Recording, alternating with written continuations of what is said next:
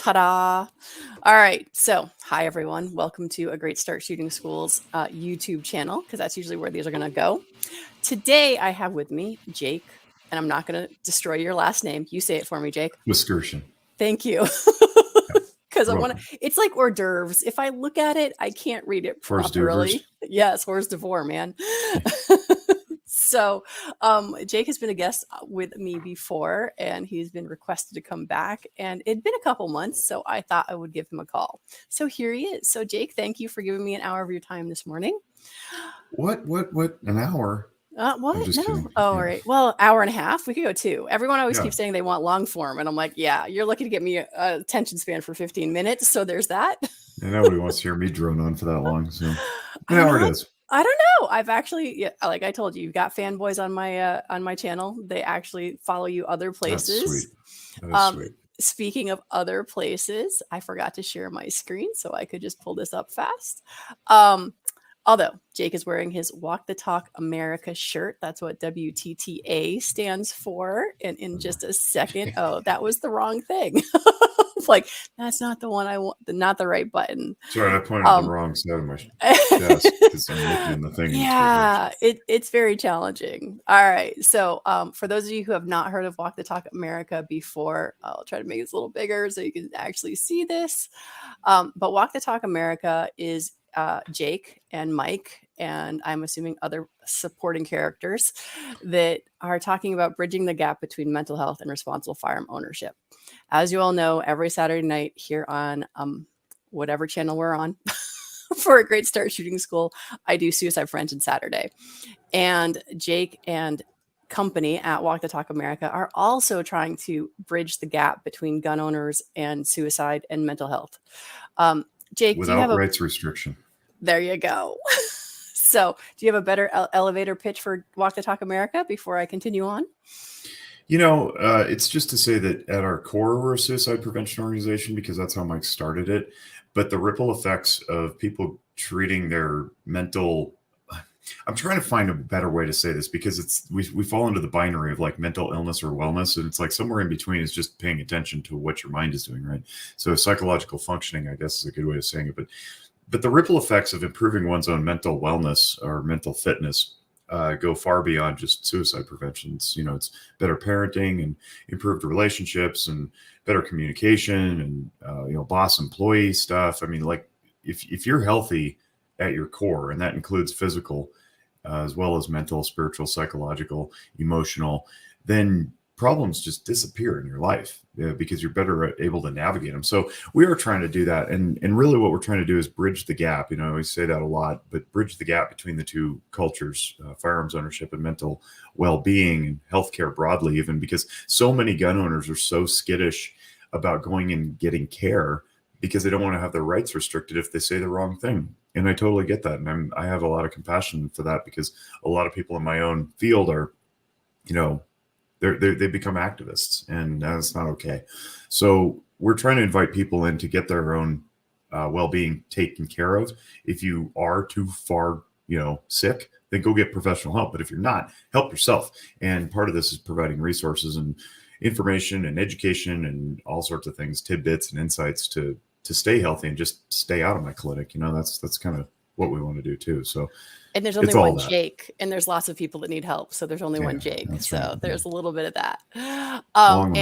And so as far as resources, if you go to walkthetalkamerica.org, which is the site that I just showed you, there's resources there. And you can also get, what is it? Well, screenings. So the free and anonymous mental health screenings are a key component of what we do. So we've got flyers like this that will sit passively on a counter at a gun shop or like a retail store or a range, and it says mental health. It's okay to talk about it. And then at the bottom, there's a slug that says WTTA.org/love.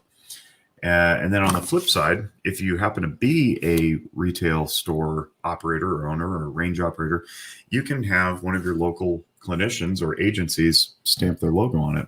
We can send you the PDF if you want to pre-print them yourself. That's okay too. But the idea is that this is part of the connection between the the cultures. And then the action point is to go get yourself screened, because free screening, helps align where you are and gives you feedback. Some people take the anxiety screening. They go, oh, good, I only have a little anxiety. That's good. I thought it was worse. Or some take it and go, holy cow, I had no idea how depressed I am. Maybe that I don't like that number, and I need to go get some professional help. So that's one thing that we're doing. But we also have a podcast. It's called Guns and Mental Health, and lots of people like listening to that. There's some really powerful stories on there.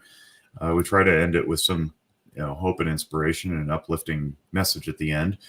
But some of them are pretty deep and pretty powerful and pretty emotional. So I invite you to listen to the podcast too. And then the last thing that we're really aiming to do right now is create a 50-state directory of healthcare practitioners who are gun friendly. And that'll help alleviate a lot of the fear and suspicion I think that people have when they reach out for care. If you can go to a place and for sure that you're going to be welcomed and not judged, and the first question out of the person's mouth isn't, do you own guns? Then we can go a long way to improving people's overall well-being. Now, last time we talked, you said that you were trying to get the Psychology Today to have a new category. Has that gotten anywhere? I wish I could say that it has, but I think it went over like a fart in church. Okay. I followed up with my email and didn't get a reply. Followed up again, no reply. And the initial one said, we're going to, thanks for the suggestion. We're going to, send this up the chain to the people who make decisions on things like that. It was pretty boilerplate, and I didn't expect much from it. But that was disappointing. So I think we're left to creating our own directory. Gotcha. And for those of you who don't know, Psychology Today, I guess it is, will have counselors in there listed, and they have a ton of categories saying what they're good at. Like, for example, one of the types I run into all the time is EMT, first responders, that sort of thing, veterans. So those are some of the categories they have as far as what they specialize in. Jake, I believe your family would be your what you specialize in? Yeah. You can do areas of specialization as far as what you treat, which is, I'm really good at personality disorders or whatever, or children. And then the other one would be demographics. So that would be all the occupations you listed off. And a lot of them have, LGBTQIA plus affirming, and airline or aviation officials is another one that gets checked on there. And as these categories have continued to expand and augment, single moms, I think, is another one. I wanted firearm enthusiasts to be on there, 2A allied, something like that, and no interest apparently. So well, so if you're a clinician and you're watching this, you go ahead and make the suggestion too, because if we all come together and it comes from multiple directions, they can't ignore it. Well, they can ignore it, but we can make it harder for them to ignore.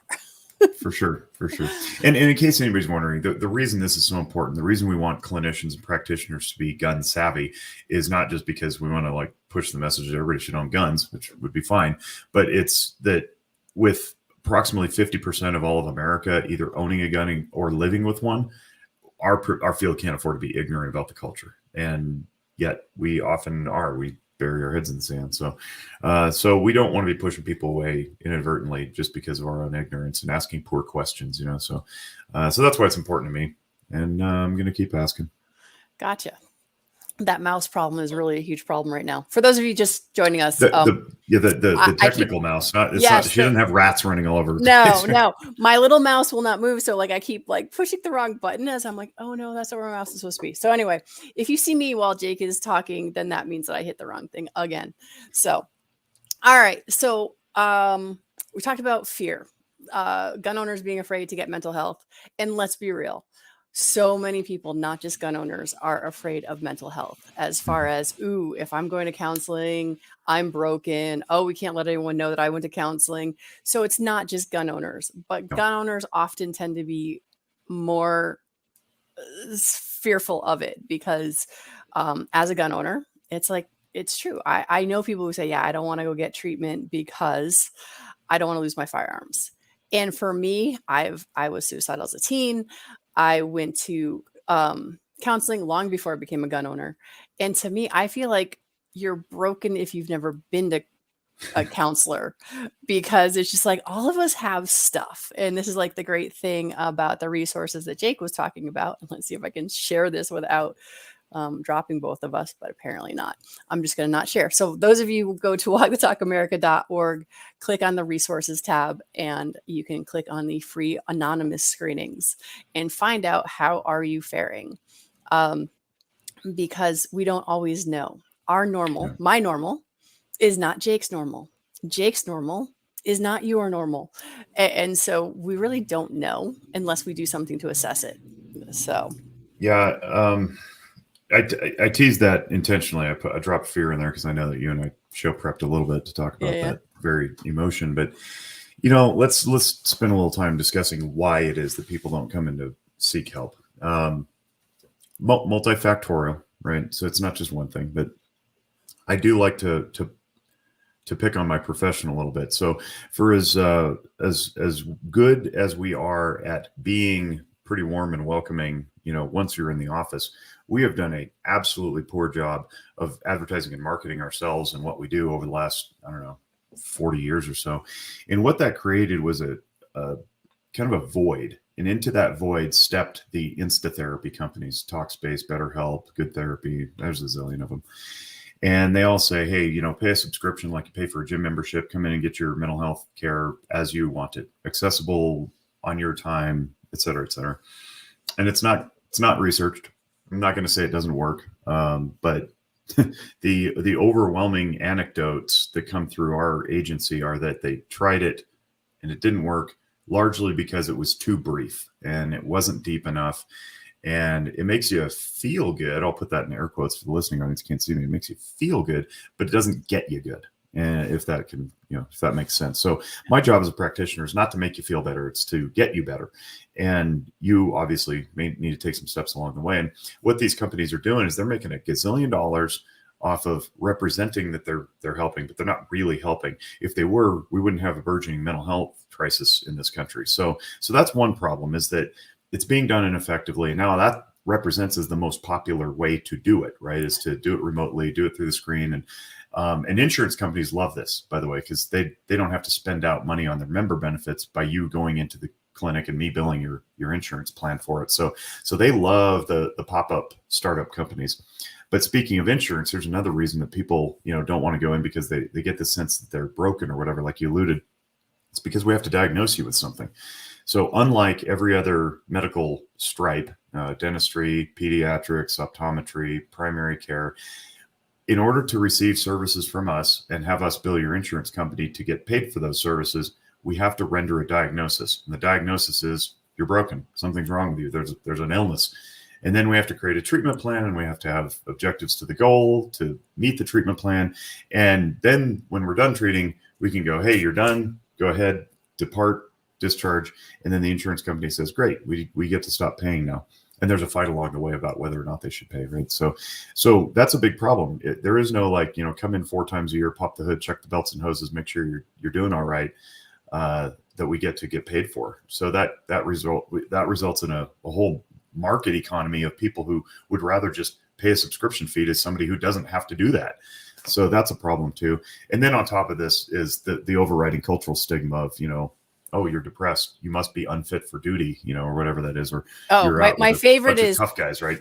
You've got nothing to be depressed about. Your life is fine. You just get over it. And I was just like, that's so helpful. Said no one ever. Yeah. Things, do's and don'ts. That's certainly among the don'ts. If somebody says that they're struggling, don't ever compare them through your lens, right? You don't know what that person has going on in his or her life. They may look like $1 million on the outside. It might be rotting on the inside. You just don't know. So resist the temptation to tell them why they shouldn't be feeling whatever they're feeling, right? That would be very rude. But it happens all the time, and it drives people further and further away from care. I mean, it's definitely one of those things where it's like I joke about like people who lose their stuff over not getting their non-filtered iced latte, whatever. Yeah. And it's just like the reality of that meltdown probably has zero to do with that latte. With the iced latte. Yeah, no. It has nothing to do with the latte. It has to do with they just lost their grandpa. They just lost their job. Their kid just died. You don't know because we don't share what we're really going through. I want to play devil's advocate here a little bit because I hear you. And that is what our profession is built upon, is the idea that you don't know, meet people where they are and be compassionate. That's fine until you see a pattern of this behavior. Then it's like, well, you've clearly got something going on, because now everybody around you is really annoyed because it's not an episodic one-off that you lost your mind in the middle of Starbucks. It's you lost your mind in the middle of Starbucks, you lost your mind on your children, you lost your mind at the person in traffic, you lost your mind at the auto mechanic, you lost your mind in the grocery store. It's like, all right, now there's something wrong, right? And I think it's incumbent upon the audience who's encountering that kind of thing to say, hey, you've been losing your mind a lot lately. You might need to get that looked at. Right. And it's okay not to tolerate that kind of behavior if you're on the receiving end of it. That's pathological and toxic. So while we can have compassion for people, if we start to notice a pattern, I think it's incumbent upon us to point it out and say, hey, look, you're not fun to hang around with anymore. Now, that being said, there's always a reason behind that too. So just because there's a pattern of boorish, poor behavior or assaultive behavior or whatever the behavior is, it doesn't mean there's not a reason for it. Now, it's still intolerable behavior and we should not tolerate it. But we can still have compassion and say, look, I understand you've got like this bag of problems that's been following you since childhood. You don't get to take it out on me. Right. So that's where healing can occur simultaneous with accountability. It's not an either or. Yeah. Yeah. And this is one of the nice things about the QPR training that we do, because it's question, persuade, or and then refer. And it's just like a lot of us don't want to question anyone. We want to say, oh, you'll be fine, or have a nice day, pat on the head, see you later. Unfortunately, these days culture, pop culture, and certainly social media culture have made it really challenging to hold people accountable, because if you want to learn more about this, watch the emotional functioning series that I offer at zephyrwellness.org. You can just go in there on the videos and type in emotions or emotional functioning. It'll pop right up. But shame and guilt are very important emotions that we have that are neurologically necessary. And when we've been told that we're not allowed to create shame in others, meaning we communicate that they're not meeting our expectations, then we just don't do it anymore. And accountability goes out the door. So when we can't hold people accountable, what ends up happening is those people who are inflicting all this pain and causing all this harm and failing to meet expectations don't get told that, because we, the accountability holders who would dare say, hey, stop yelling at me, that's not polite, get overrun with other emotions by people who would leverage such things. And again, I explain this a little deeper in the video series, such that we just say, you know what? I'm just not even going to engage that person. They're throwing things in the grocery store, or the kids, bullying on the playground, whatever it is. And it's like, well, that's rude if you tell him to stop. It's like, no, it's necessary to tell him to stop, because I'm tired of him inflicting pain on all the other kids on the playground. So we need to be mindful that shame and guilt are not to be eliminated from society. Now, people who are living in shame or living in guilt, you absolutely need to work on that. But we can't go around trying to pretend like it shouldn't exist. It'd be like trying to pretend that anger shouldn't exist. It's like, no, anger is necessary. It motivates usually to make change, So we don't want to eliminate those things. We want to just manage them appropriately. Yeah, no, definitely. It's funny that you bring up guilt, because that was something I was thinking about the other day. Is it seems like on top of fear that we were talking about that we currently have in America, whether it's for mental health or any other issues in the world currently, but guilt seems like to be a huge one that lots of people battle with on a regular basis. It's like not enough time, too much time, not doing enough, not being enough. And it seems like that guilt thing definitely is one of those, I don't know, I want to call it the 7 horsemen of the apocalypse, but yeah, guilt. So as it turns out, guilt's just as necessary. It's a very different emotion than shame, but they go hand in hand. So shame says you fail to meet somebody's expectations, meaning you cause sadness in another person. Guilt says go make it right. So you're supposed to take the shame that you feel, pings the guilt. Guilt says make a repair, apologize, buy chocolates or whatever, and then hopefully forgiveness is extended, and then you can move forward, right? You make amends with each other. Well, what happens if that doesn't occur? If the goalposts keep moving, for example, you and I, have an interaction. I say something, you go, hey, that was offensive, and I say, I'm sorry, I didn't mean it that way. And then if you keep me on the leash and you keep saying, nope, not good enough, I need more than an apology, now I find myself on a shame guilt treadmill where I'm chasing you down to get your approval because it matters to me. I want a relationship with you. I don't want you, ignoring me or whatever. But at some point it becomes irrational, right? If the apology goes from an apology to a gift to multiple gifts to more expensive gifts, and all because of this thing that I did that upset you. I have a decision to make about whether or not that relationship it means enough to me to continue down that path. And we get held in these shame guilt treadmills all the time by family, organizations, big religion will do this. So we need to make a decision internally, like, do I need to keep pursuing this? Is this really part of the tribe that I want to belong to? If a person's going to never give reconciliation or forgiveness, or do I just, say I'm done, I'm out of here.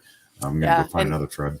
And unfortunately, part of it, I guess, is just noticing it, because it actually happens Absolutely. around us all the time. I came from 2 divorced sets of parents, in that my dad got married and divorced twice.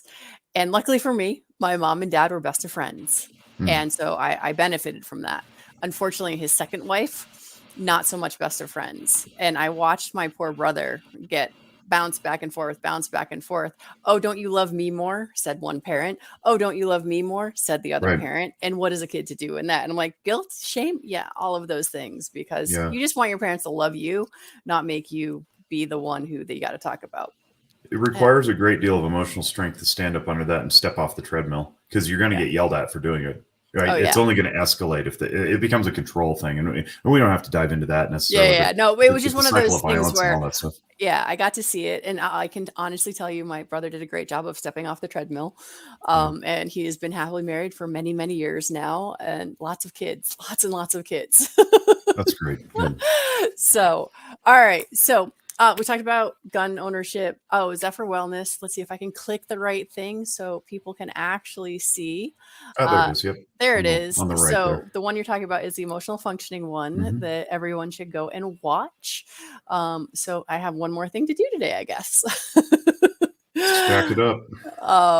So, all right. Fear. I have friends from all walks of life. Far, far left, far, far right, way in the middle, and then people that aren't even on the scale.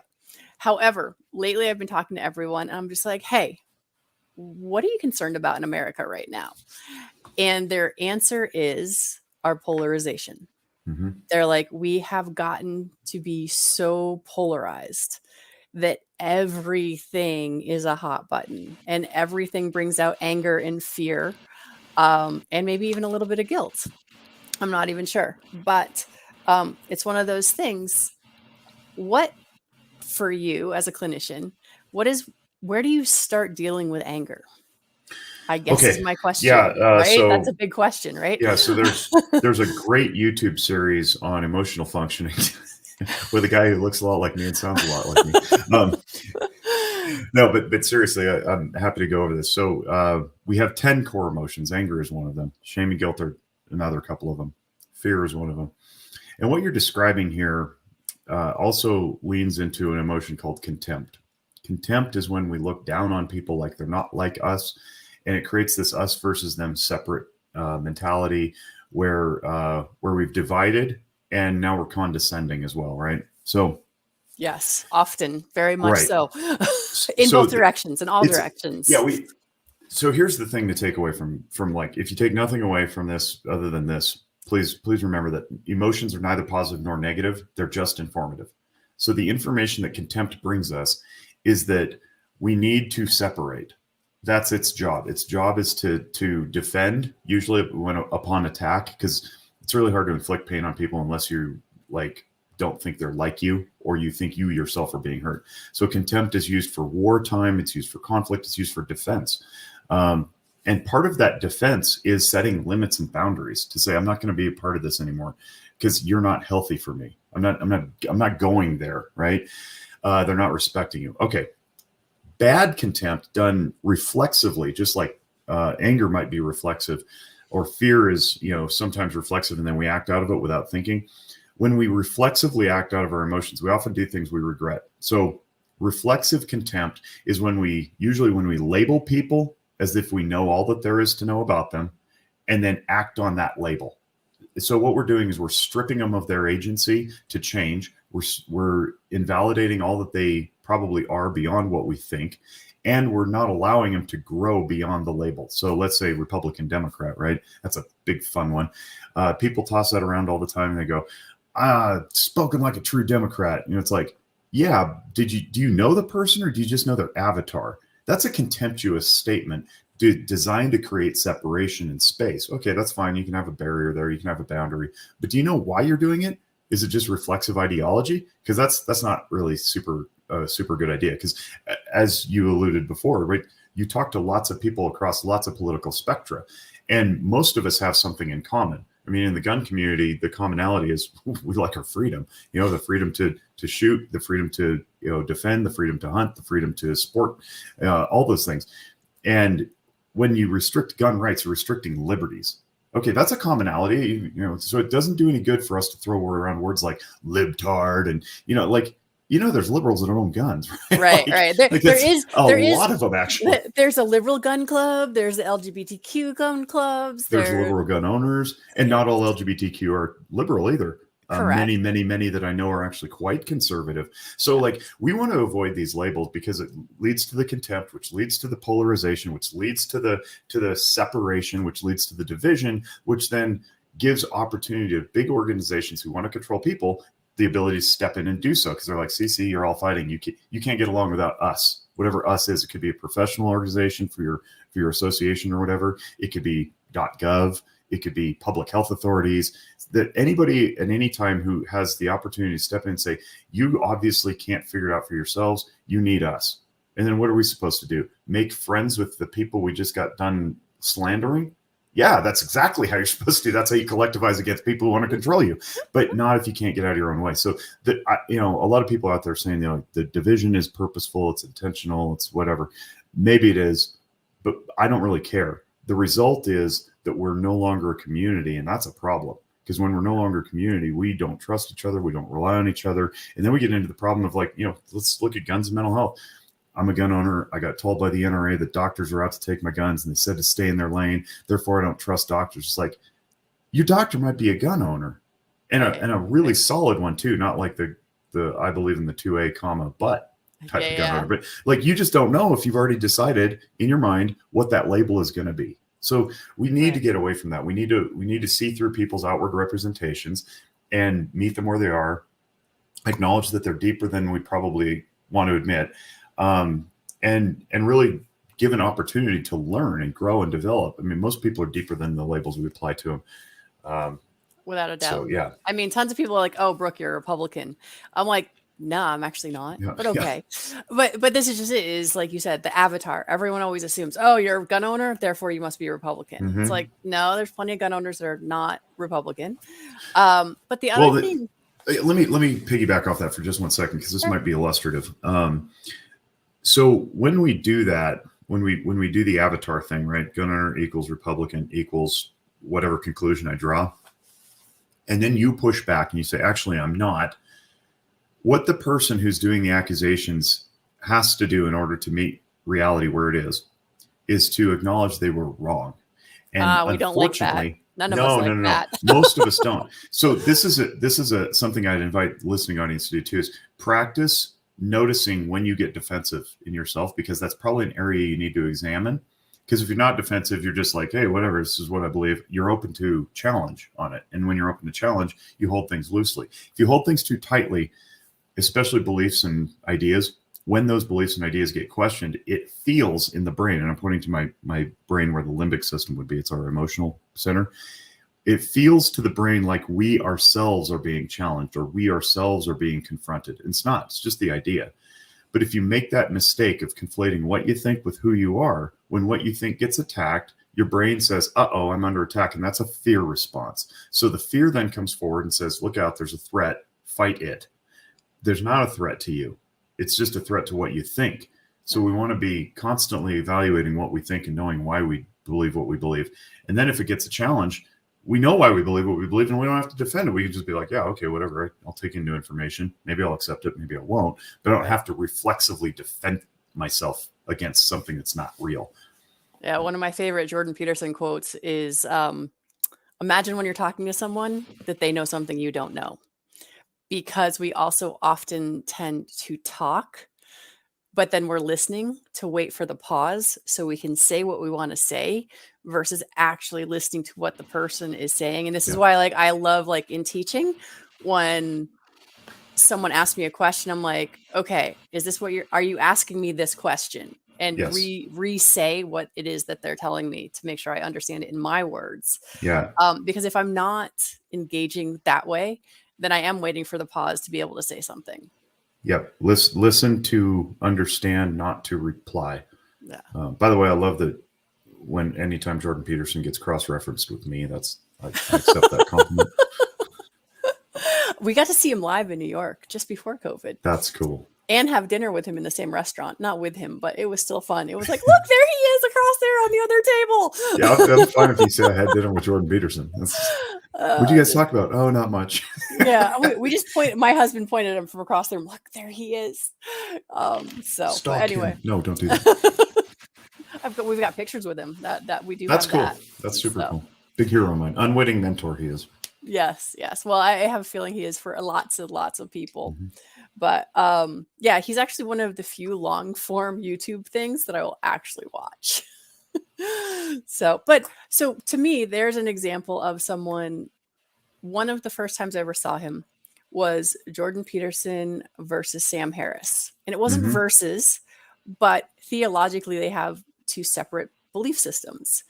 And I would say, I'm going to put a link in here for that particular one, because that gives you an example of two people who disagree or have different belief systems trying very hard to understand the perspective and the point of view from the other person. Yeah. And I think we could use a lot more of that, it seems. We do need more of that. I think sometimes the pendulum goes a little too far, though, when we get say supervisor and subordinate relationships where the subordinates demand that the supervisor understand them. The supervisor's like, I just need you to do the job. Right. I don't, this isn't a negotiation. It's not a debate. We're not trying to reach a greater understanding. I need you to get the job done. Right. Yeah. And so it's a little bit of this, and we don't have to tread into postmodernism, but that's part of what culture has done too, to tear down and separate and divide, is to tell people that their unique individual understanding of the world is the best one. Right. And everyone should respect it. And it's like, no, there's stratification and there's hierarchies for a reason. And if you tear those down and don't replace them with something equally useful, then all you get is chaos. So we don't want to continually tear down things without having something to replace them with. And unfortunately, that's where we are. We're tearing things down because it's in vogue. But we're not building anything back up. Right. 1978, just so you know. 8 years old, sitting at the kitchen table with my grandmother. We're discussing society in general. The car, she decided, was the downfall of America, simply for the fact that prior to us each having cars, we relied on our neighbors, we relied on our township, we knew everyone, and we had that connection. Like, whether it was good or bad, in that, there were cliques or, the bad person, that sort of stuff. But it was just like, that was like one thing that, again, a long time ago, I'm like, oh, we're starting to get further and further and further apart now. She's not wrong. And so there's that. And now we've gotten further and further apart because I'm in Connecticut, you're in Nevada. We're having a conversation. Yeah. Wherever it is, Vegas. Nevada. I don't know. Reach through the screen. But throw it's my like water on you. Wait, are you sure you don't want to do the what? No, sorry. Your expired can of stuff. I'll finish that. It'll give me a bellyache later. But it's one of those things we're losing our humanity, and what you were talking about earlier with all we have to do for me to treat you like garbage is insist that you are not like me. Right. And unfortunately, that immediately makes me think of Nazi Germany. Because I am confident there is not a single person that worked at a concentration camp ever imagined that they would be able to just walk people into death chambers or just sit there and shoot them and watch them fall into graves. And it's just like, when I studied the Holocaust, I'm like, how in the world did Hitler do that? And then as you were explaining that whole thing where if I make someone different enough from me, they are no longer my equal. Therefore, I can do harm to them.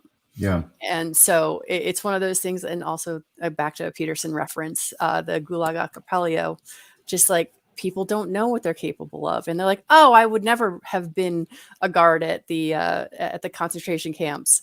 And it's like, as we get further and further apart, and we don't have this connection, we don't have this respect. And like you said, the hierarchy is there for a reason. It's like, you say yes, ma'am, to your parents. You say no, sir, to your dad.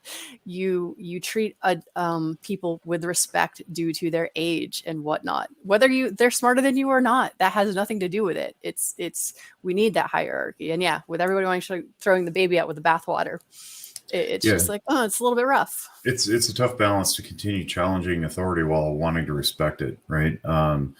At which point, if we forget to do both and to balance them, we're going to have chaos one direction or another. We're going to have authoritarian chaos where nobody has liberty, or we're going to have no authority at all and anarchy. So we want to continue striking that balance. But your point is well taken about the Nazi Germany comparison. I know there's people who recoil at that because, as a good friend of mine, Elliot Mallon, said on the Noggin Notes podcast, is we don't need to do comparisons of grotesque things. Grotesque things can stand on their own. Liberty violations can stand on their own without the cross comparison to, Hitler or whatever. But we also forget about Mao, and we forget about Stalin, who killed way more people than Hitler.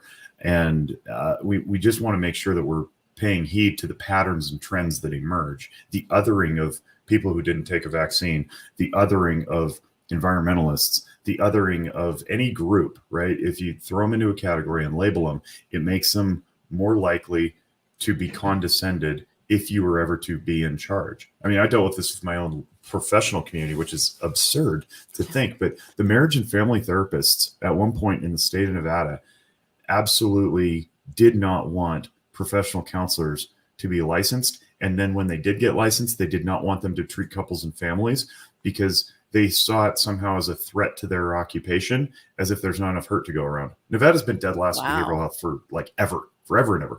And yeah, so we got these marriage family, of which I'm one. I'm a marriage and family therapist by license.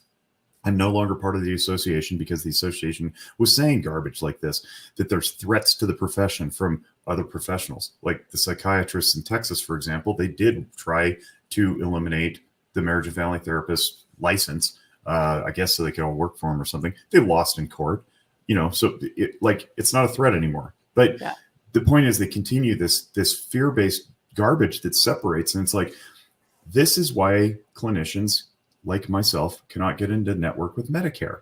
It's because we don't get along well in the sandbox with the social workers and the psychologists and professional counselors. It's like, if you just play nice and realize we're all out here to help people, it would be fine for everyone, and the rising tide would lift all boats. But no, we have to do this othering thing, and then who gets hurt in the end? Our patients, right? So yeah, we got to be really mindful shortage enough as it is. I know we have to be really mindful of that, and whenever you see that occurring, that should be a big flag to you. Like, don't go that route. If you feel those words come to the tip of your tongue, like stupid libtards, stupid alt-right, like, do you really know what you're saying? Do you know those people? Do you know all of them? Probably not. Maybe meet them on an individual basis and value people for who they are rather than whatever label you were told to put on them. Right. Now, as a kid, I'm like, life could be so much simpler. If everyone who likes blue could live in a blue city, then everything would be fine. And everyone who likes green could live in a green city, everyone would be fine. The problem is, I'm blue, da-boo-dee-da-boo. Look at that out of your head now. Sorry, go ahead. Thanks. It's all right. It's all good. But it's one of those things where it's like, it brings me back to the focus on what we have in common and the humanity that we all have, because and I'm so glad you're putting it into words. I guess what I'd always thought of is, I didn't realize is like it's the othering. It's everybody wants to do the othering. And it's just like, because I've had people like I went to a Moms Demand Action meeting, and gun owners like, oh, how could you do that? Because I mean, you've gone a little bit better. Like turn into a pile of dust right before everybody's eyes. Well, that's like, how could you stomach that? Yeah. Yes. And it was just like, I'm like, you have to understand people. And unfortunately, this comes back to the fear thing. It's like, why is fear such an amazing tool to motivate people? Because when I listen to lots of things, it's about the fear. It's we briefly talked about red flag laws prior to we started the recording, but it was just like the fear of, we could save a life if, and guns are bad. And I've been to DC enough and sat through lots of testimony, and we're like, here are preventative maintenance. Here's preventative stuff that we can stop the violence from happening, not just gun violence, but violence in general. And like, nope, it's just guns. And it's just like, how can you not want to actually save lives? We are saving lives. Guns are bad. And it's just like, okay, I still don't know how to have that conversation still. Do you know what I mean? I do. It's tough to get into, a robust discussion with somebody who's circular reasoning, or circular logicking their way around. So, and just to define that, so it's also known as begging the question. Almost every announcer uses begging the question wrong. It's like, he hit a home run last night, which begs the question: is he going to hit one today? No, that's not begging the question. That's raising a question. Begging the question is a logical fallacy that presumes the premise upon which the statement was made in and of itself. So you say, we're saving lives by restricting guns because restricting guns saves lives. That's begging the question. You're like, well, how? It just does. Because I made the statement. Okay, so you can't have a nuanced conversation about something like that with a person who does such a thing. Right. The fear thing, though, to get back to your question, which I think is your question, at the heart of it is, what is fear? Fear is it's an emotion. And the information that the brain is giving us is there's a threat or a danger present. So physical threat is something that's, walking through the forest and there's a mountain lion in your path. Fear, right? Okay, first surprise and then fear. So fear says there's a threat or a danger. You push through that emotional wave, and then logic returns in the frontal lobe, and you go, what do I do? You act out of reason in that moment. What do I do? You can say, nice kitty, or throw a steak or something, or, pick another path or whatever it is. But you're acting after the emotion, not out of the emotion. Here's the thing, though. You can have ideological emotion just as much as you can have physical, like environmental stimulus emotion. So let me give you an example of ideological emotion. I challenge you on a belief. You get scared. What are you scared of? The threat to the belief. It's not a threat to self. It's not a threat to your physical body. It's a threat to the belief. Now, why would you be scared of having your beliefs challenged? Well, sometimes it's because you don't know who you are without them. So you don't like being wrong. Sure, you don't like being wrong, right? For sure. And that's all ego stuff. And an ego is not a bad thing. An ego is just the familiar, comfortable place that you have about what the world is. But it's a threat to the ego. And if you're threatening somebody's ego, meaning their worldview, what you're really threatening is their grasp of the world. And it's very, very scary not to know things, especially in our society. In the West, we're driven by science and certainty and medicine and logic and all these things that have conclusions and predictions and guarantees and the warranties and all sorts of things, right? If something goes wrong, we'll give you your money back. So it creates this comfort level of sort of believing that we know the future, and we don't. But when we don't, we're not good at embracing mystery. We're not good at embracing uncertainty. So I can't let go of my ideas if I'm uncomfortable not having them. That's why we get defensive when an idea gets attacked, when a belief gets attacked. It's like, I don't know what I would do without it. Who am I outside of my occupation, for example? It's like, well, I don't know. It's just a job. You got lots of other things you could be. You could be a forklift driver, or you could be an accountant, or you could be a mental health practitioner, or you be lots of things, right? You are those things. Well, that just speaks to the infinite capacity of a human being. So therefore, we probably don't need to be afraid when our beliefs or ideas get attacked, because we're so much deeper than all of them anyway. And if you really want to get your head wrapped, chances are really strong that what you believe isn't from you anyway. Somebody else put it there.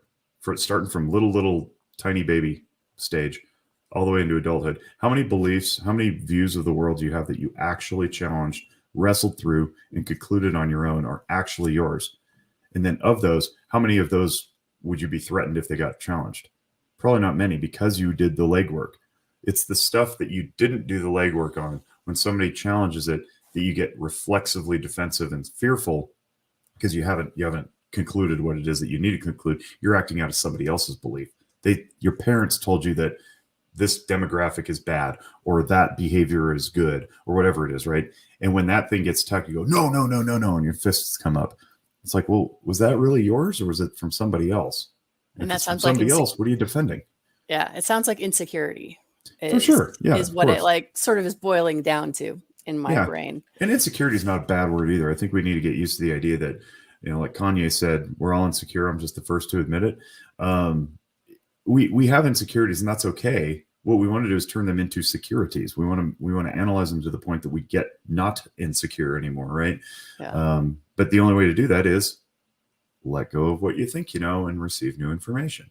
Right. I was watching a Lena Micklick video the other day, and I loved what she said. She's like, I'm so good at what I do because I suck so badly for so long. Mm-hmm. But she knew that she tried and failed and tried something else and failed again until you find what works. And I feel like we're in such a instant gratification. I want it now. If I didn't get it the first time, then obviously I suck. And she's like, we are. Yeah. And the other thing at work here is the idea that if we fail, we're going to be mocked mercilessly for failing or for changing our mind. Even, oh, he's a flip flopper. And you call me a flip flopper, you call me inconsistent. I go, yeah, you're right, because I'm always evolving. Right. Oh, I don't know who you are. Go, well, that's not for you to know. It's for me to know who I am. Like, right. I'll tell you where I stand, and then you can know where I am. Like, it's not my job to announce to everybody where I'm going, what I'm doing. It's theirs to respond in kind. And so it becomes really, really, I don't know, it becomes gutsy to make a stand on anything. Oh, God, yeah. Because the mob is just waiting for you to pivot. And then so they can point out the inconsistency. And it's like nobody has the ability anymore to be like, yeah, I used to be there, but I'm not anymore. Mm-hmm. Now, if you go back and forth a bunch, that's probably not great. You're like, well, right. I was for abortion. Now I'm not. Now I am again. Now I'm not again. Based on the political wins, that's not good either. We want to be consistent, but we also want to be consistently evolving, which means that you have to be open to feedback. You have to be open to changing your mind, and that comes with holding loosely to ideas and being able to embrace mystery. Yeah. Yeah. And the uncertainty is why we're all afraid of the dark, right? Is like just naturally, if we don't know, then we should be afraid. And that's if you don't know what's in the dark room, right? If you've been in the room a million times, there's no reason to be afraid of it. Because the things that were there in the daytime are still there at night. Yes, but the monsters go under your bed when you turn the lights off. Don't you know these things? They're very quick. Yes. Sneaky fast monsters. These sneaky fast monsters are under there. It's like, don't reach in there. Don't reach in there. Well, because it's getting close to October. So, it's like when we were in like first grade, I think we did the whole peeling of the grapes and put them in a bowl. And part of the deal was you had to put your hand into a box and you didn't know where it was going and you had to feel them. So the idea was supposed to be like eyeballs. And then it was spaghetti that was brains and stuff like that. But it was like, it wasn't touching anything that freaked you out. It was putting your hand in the box and you didn't see where your hand was going. Right. So we are very much, I don't know. Fear is just a very strong emotion. Mm-hmm. It feels like it's being overused a ton currently. I don't know if it's just I'm tired of it, but it just seems like everything is fear-based. The news. I mean, God bless the people who still watch the news because they need blessings from God. Just because the news is horrible. The news is like totally fear-based. Having that attack and response. Knowing why can help combat that. So it's not for no reason. It's very, very purposeful. So I have a journalism undergrad, and I learned in journalism things like don't use yellow journalism headlines. That used to be a thing of yesteryear, 100 years ago or so. Publishers would put, or editors would put these screaming headlines to get people to buy papers.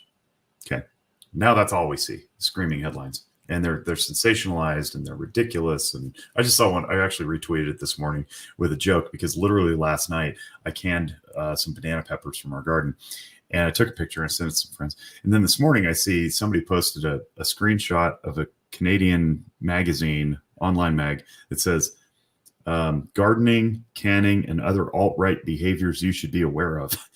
And I was like, I was going to post this picture, but I didn't know what the internet would think of me, so I didn't. And I posted the picture anyway. It was haha, I'm mocking myself because I'm an alt-right conspiracy theorist because I can vegetables or whatever. But the idea is like they scream those headlines like, be afraid of people who have gardens. It's like, why would they do that? Okay, well, I'll tell you why. All right. Because it gets clicks. And as far back as the advent of the newspaper, extra, read all about it. The newsboy standing on the corner screaming at you, literally screaming. This is an extra copy, right? It's not the regular copy. It's the extra edition. Extra. Mm-hmm. Ooh, I need to pick that one up. Yeah, because what's important enough right? to put a whole other one out. Pull the dime out, hand it to the kid, and get your extra paper, right? So advertisers picked up on this and went, what gets people's brains involved? This is long before algorithms and all the metrics that we have. This was just focus groups and people sitting in a room trotting out a product with some packaging on it, or an advertisement with colorful pictures of Joe Camel smoking a cigarette or whatever it was. It says, what's going to drive eyeballs the most? And it was fear and excitement. Fear of, well, there's some dovetailing off this, but fear of missing out. That's a real thing. FOMO. The FOMO is real. It's a hashtag and a punchline, but it's a real thing. Yeah. Get the new iPhone because you don't want to be the one without it. Be the first on your block to collect all 6 from the cereal, right? We remember these things from our childhood. What is that pinging in your limbic system? Fear and excitement. Chase the new thing, be afraid of not getting it, or they'll trigger you with a different fear. The economy is going to collapse. Buy gold. Gold is enduring. Gold, it's like Bitcoin, same thing. Like, what's the motivation? Fear. Now we can navigate that fear intentionally and thoughtfully. If I think supply chains are going to collapse, I'm going to go buy extra toilet paper in advance. Okay, right. That's fine. If I buy 17,000 toilet papers, that's acting out of the fear, not using the fear to act rationally. So there's ways that we can navigate this as long as we know that we're being purposely manipulated by media, big corporations, whatever, to, Coke versus Pepsi, and they all have their tactics, right? Mm-hmm. If we know that it's done out of an emotional state, we can better navigate those emotional states and not just hand over our control to them. We can be in charge and be like, haha, I know what you're doing here, and I don't need to upgrade my phone yet. Like, I'm in charge now because I know what's happening with me. And similarly, like I said, God bless the people who are watching the news because they need God's blessings, because they need to tolerate the constant fear stimulus. And that's, unfortunately, there's a competition out there among all media outlets to drive eyeballs and clicks. So they're going to use what has worked for time immemorial, which is fear. And we mock it like, oh, more fear porn. It's like, it's a business. What do you expect them to do? It's bad when government does it. I just got back from London and we did a big bus tour. How's the bridge? Is it falling down? It was not falling down. I went over it. It didn't fall down.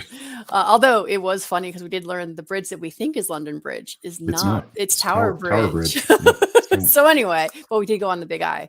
But one of the things that was a back to the us versus them thing was we were at the square where they used to do all the public hangings.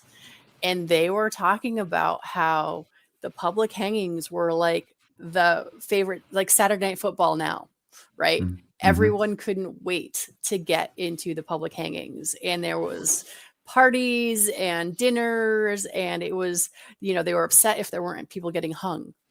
Wow. And it was just one of those things. I'm like, yeah, you don't know what will drive you. And it just seems like, but to me, that really also accentuates the us versus them, because one of the things that they were talking about is, some people were celebrating. They weren't the ones on the gallows.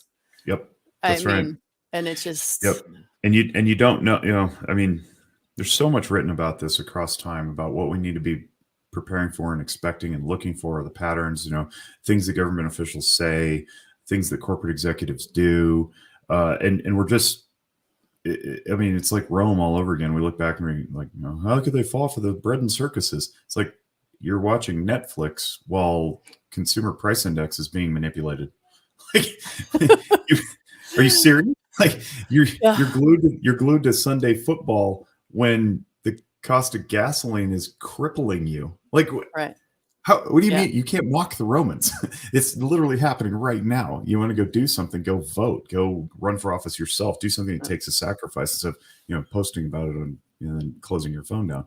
Right. But you don't know when you're going to end up there, and you don't know if you're not on top of your psychological functioning. It's really easy to be pushed in one direction or another. And then you turn around and go, how did we get here? It's because they inch by inch creeped into your life.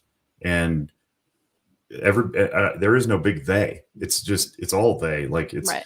Apple's selling you something, Amazon's selling you something, Pfizer's selling you something, .gov is selling you re-elections. That's why, by the way, we aren't addressing root cause mitigation, at least from my viewpoint. Yeah. Root cause mitigation for violence prevention takes a generation. That's Right. 15 to 30 years, right? Yeah. Before we can actually start to move the needle on that. That's not going to win you a re-election bid. Yeah. What's going to win you a re-election bid is, guess what? Same techniques the advertisers use. Because guess what? Politicians hire advertisers for their campaigns. So they're going to scream at you, gun violence, gun violence, gun violence, like as if a gun can be violent. It's an inanimate object. It's not even a thing, but we use it, right? And then you and I, in the gun community, we pick the stuff up and parrot it too. It's like, well, I guess I'll just use their verbiage to, no, stop handing that power over. Use verbiage that makes sense. Say, violence perpetrated with people who have guns and use them inappropriately. But that doesn't make a good headline. Right? It's true. And it won't It's a little bit wordy. Donations. Yes, but it's accurate. So if we want accuracy and we want to push back against some of this ridiculous narrative that's driving fear into people, it's driving contempt and wedging, people further apart. We have to be accurate with what we're saying. We also have to be mindful of our content and what we intake into our minds, so that we don't give over to it. It's not okay to be, saying contemptuous things about people, and it's not okay just to hand over your authority for language because somebody tells you to. We need to reassert ourselves. Yeah, no, and then this goes back to the bridge building thing that originally I want to talk on a little bit more, is that London Bridge. Not London Bridge. No, not that Tower one. Bridge. No, not the Tower Bridge either. But they were fun. And we actually went in the dungeon as well. That was also fun. But anyway. Been there. Did you see the crown jewels? My husband and my son did. That was the day that my daughter needed a down day. So we stayed at the hotel for a day. Yeah, they're beautiful. So, but we got to see the crown on the casket, that sort of thing. Cool. So there's that. All right. So bridge building. So the first thing we have to do is become aware for ourselves and be aware of the fear that's happening, notice and realize and use it the way it's supposed to be, versus just feeling like we're always being attacked. Because I don't know. I think that word attacked is like used a lot. Like people just feel like they're constantly being bombarded and attacked by everyone and everything without feeling like they do have control. Yeah, well, that's an important point, and it's an important distinction, the distinction between feeling and thinking. So feeling like you're under attack is only good so far as it's an emotion of fear related to said attack. Then what do you do with the decision after the fear has passed, if you allow it to pass? Some people just choose to live in fear. But again, it's why I really invite everybody to watch the emotional functioning videos, because I explain this in form of a wave. If you push through the wave, you get to the other side, and then logic returns. And out of that logic, you can say, am I actually being attacked, or is this a perceived attack? Then you have some choices to make. If it's a perceived attack and you're not actually being attacked, you can go, well, that was foolish of me to use that kind of language. I'm not actually being attacked. Or if you are being attacked, you have this choice: run, defend, engage, right, or debate. So we want to be precise with our language. And for the people who seem like they're constantly under attack, I would ask, what is up with the environment that's doing this to you? And also, what is up with you continually putting yourself in the environment? So if the environment is workplace and you're constantly under attack at the workplace, you got to examine, like, what's the reason for that? Is it because you're just not showing up on time to work and your boss is always yelling at you? Well, that's a you issue.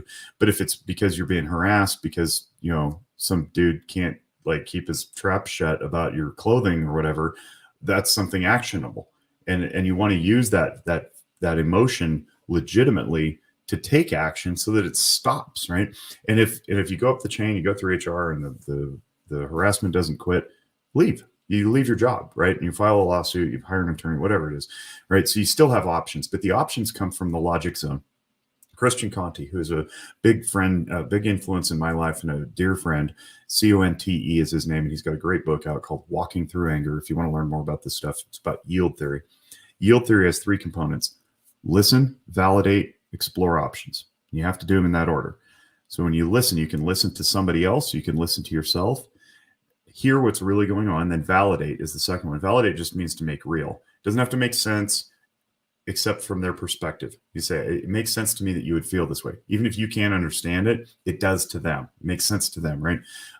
It doesn't mean you condone. It doesn't mean that you endorse. It just says, it makes sense to me that you would be doing what you're doing. And when you validate, you can also self-validate, say, in my position, this makes sense that I'd be feeling this way. you drain the limbic system, you get the emotional functioning to diminish a little bit. And then third one is explore options. You cannot explore options, which is a cognitive, logic, reason-based frontal lobe activity. You cannot explore options unless you get out of the emotion first. So once that happens, then you can take action. But if you start screaming at somebody to make decisions while they're in an emotion state, it's not going to happen. You're literally talking to the wrong part of the brain. So when we listen, validate, explore options, we use those yield theory concepts from Dr. Conte. What we end up doing is we can reassess reasonably the situation. Say, okay, I understand what Twitter's telling me to do. I understand what my public health officials are telling me to do. I understand what my school is saying. I understand what my boss is saying. Now I have choices. Instead of constantly being in reflex mode, out of defense or out of instinct or out of impulse, we're acting out of logic, right? So we want to listen to ourselves. We want to validate what we're feeling. Be like, wow, I'm really mad right now. Why am I mad? Okay, I'm mad because this person disappointed me. Oh, that's not mad. That's sad. Okay, that's disappointment. Now what do? I communicate with them that they didn't meet my expectations. I don't have to go shrieking at the burger store counter person because they overcooked my burger. I can go, wait, I'm just disappointed right now. It's not the end of the world. I got an overcooked burger. Hey, excuse me. Can I have this remade, please? In the meantime, I'd like to drink my soda or whatever. Right. And then they can take some time. We can act reasonably. We're not acting out of emotion. And if our pattern is such that we've told ourselves that we're constantly under attack, everybody's out to get us, the world is on my back, right? That negative self-talk narrative can change too. That's also a decision that I have power over. So maybe you are having a bad time at work. Maybe people really are attacking you. And then you go to Burger King and they fail your order. It's like, see, the world. It's like, those are two separate instances, right? Yeah. Don't let your confirmation bias run. Well, yeah, I was going to say confirmation bias is hard. And most people don't know what that is. So short version. It's seeking to confirm what you think you already know. So if I've told myself that the world is out to get me because my work environment is horrible, when I get onto the highway and somebody cuts me off, I can personalize it, perhaps make that overgeneralized conclusion that it's the world out to get me. And I've just confirmed my bias that the world is out to get me because I saw that car cut me off. That's what it means. Yeah, see, that's way shorter than the way I'd explain it. So I thought it was far too long, but no. Mine was that the first thing that you learn is the thing that you believe the most, and no matter how much stuff you're given that doesn't support that, you're still going to believe the first thing that you learned. That is a different bias, and I can't think of the name of it right now. But okay. there's all these different logical fallacies. 2 great books to read. You Are Not So Smart. Wait, what? No. And Now You Are Not So Dumb. I'm serious. And they're both by a guy named David McRaney. Okay. Hold on. Before you go further, is this the right guy that you were talking about before? Yep. drchristianconte.com. Okay. Since we were talking about the whole watching fear thing. Yeah. Yield theory is a great thing. The book is called Walking Through Anger. But then McRaney's books, McRaney, David McRaney, they talk all about logical fallacies. If you want to become a better communicator, and especially really good at standing up to other people's baseless rhetoric, you learn these logical fallacies and cognitive biases, and you can punch right through them the next time they pop up. It's really cool. It's very, very useful to have. And another book, which you may or may not have read, Having Impossible Conversations, but I have no idea who the author is. I'll have to get that to you later. But Having Impossible it kind of goes back to the whole thing of a little bit what the short version of Jordan Peterson's of imagine that they know something that you don't know. Yeah. When you're, listen to listen, not to respond, that sort of thing. Yeah. Something just popped into my head. I don't want to go too far without saying it. If people have heard me talk before, they'll have heard me say this, and those of you who have not, this might be new, but I frequently say I had to come out of the closet as a gun-owning practitioner. And what I mean by that is I knew from the circles in which I ran for many years that most of my peer colleagues were not fans of firearms. And so when I met up with Mike and we did our podcast on Noggin Notes, I said to him, and I forgot about this until he just reminded me a few months ago, I told him, hey, we can talk about your organization, but we can't talk about how I'm a gun owner. And he was like, all right, cool, whatever. And I'd totally forgotten that until he mentioned it the other day. And I went, man, it was really bad back then. But I do remember going through a process of about 6 or 8 weeks where I said, if I'm going to do this and I really want to help this community, like get access to care and demystify a lot of what we do, I've got to do it with both feet in the pond. I can't straddle it. So it was bold for me to come out, and I understand and appreciate how bold it might feel for a lot of people to step into something foreign based on what they think their peer colleagues believe of them. Here's what I did. I said, I don't care what my peer colleagues think because they're not paying my bills. You know who pays my bills? The people who come into this agency. And if I am neglecting them or otherwise just being complicit, going along to get along with the rest of the orthodoxical narrative of counseling, hates guns or whatever, then I'm harming people and I'm costing myself business. So I just said, I don't really care what my peer colleagues think. I'm going to do the right thing because firearm suicides are way too high. And I think it's probably because of this issue here. And so I said, I'm going to solve this issue by being one of the first, if not the first, I don't even know, loud person out who said, yep, I'm a concealed carrier who works in mental health. And I did incur blowback, and I did hear whispers and rumors, and it was not fun, but I didn't care because those people don't matter to me. That's a good use of the contempt emotion where I go, that's fine. I'm not here to appease you. I'm here to invite in a whole bunch of other people who otherwise won't get counseling if I don't do this. Right. And that was way more powerful to me. So if you feel that draw and you're conflicted, you're like, man, this issue is really important to me, but I don't know what my neighbors are going to think. Well, weigh that against whatever it is that you're trying to communicate. Weigh that against your children, your family, your tight circle, right? Well, I think a lot of times we get into this situation where we think that the world writ large, millions of people are to be appeased. No, your small, tiny community needs to be appeased. Dozens, not thousands. Yeah. How about you first? Make sure you're happy with the person that you are. Yeah. If you can't sleep at night because you're stuck or you're being compromised or you're ethically conflicted or you just got something on your chest you need to get off, deal with that for sure. You're no good to anybody if you're a wreck, so get through that stuff. Whether it's big ideological concepts or you're slaying dragons in the world, or if it's just I am trying to save the world. I do everything I am can. too. I just want to save the world, not big things here. Just make it so everybody is. I don't want everyone to like everyone, but I'd love to see respect and peace and calm. It's one of those things. You want to join Fight Club and beat the crap out of someone? Fine. Just make sure that the person you're beating crap of also wants to be in that club. That's all I'm asking. Yeah, it's not that metaphor. There's not ever going to be no violence in the world, but there are people who like being violent. Let them go play.